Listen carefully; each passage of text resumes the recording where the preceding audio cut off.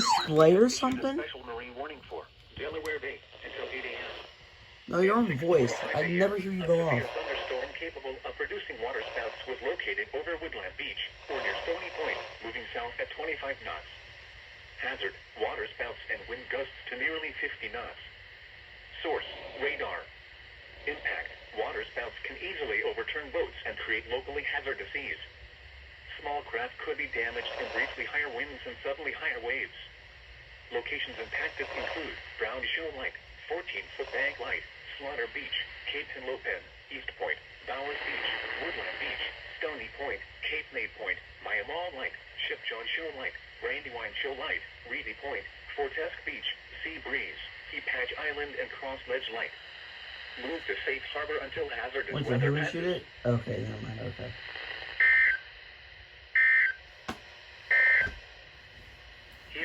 We out here actually issuing marine warnings. Sterling. New Jersey. Gale warning in effect until 1 p.m. Eastern Standard Time this afternoon.